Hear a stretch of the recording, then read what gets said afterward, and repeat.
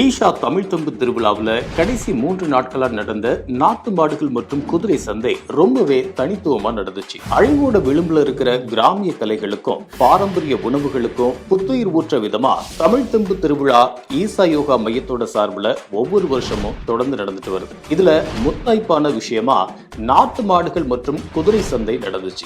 நாட்டு மாடுகளோட வளர்ப்பு அதிகரிக்கணும், விவசாயத்துல பரவலா நாட்டு மாடுகளை பயன்படுத்தணும் போன்ற உன்னத நோக்கங்களோட இந்த சந்தை நடத்தப்பட்டுச்சு. இது வரைக்கும் நாங்க சந்தைக்கு போனதில்ல. இப்ப இங்க வந்து பார்த்துருக்கோம்.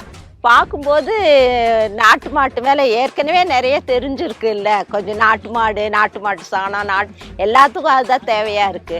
மற்ற எது போட்டாலும் அதுல அந்த பஞ்சகவியெல்லாம் பண்ணாது ஒரிஜினலா இருக்காது.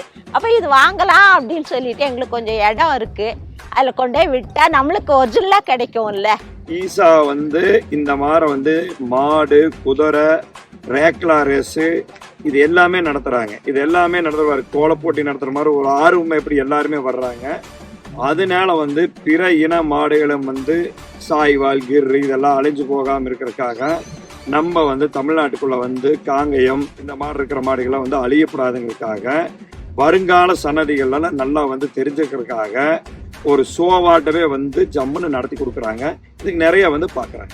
இதுல ரேக்லா பந்தயத்துக்காக ஜோடி காளைகள், ஜல்லிக்கட்டு இளந்தாரி காளைகள், ஊட்டச்சத்து மிக்க பால் தர நாட்டு ரக பசு போன்ற இனங்கள் விற்பனைக்கு வந்துச்சு.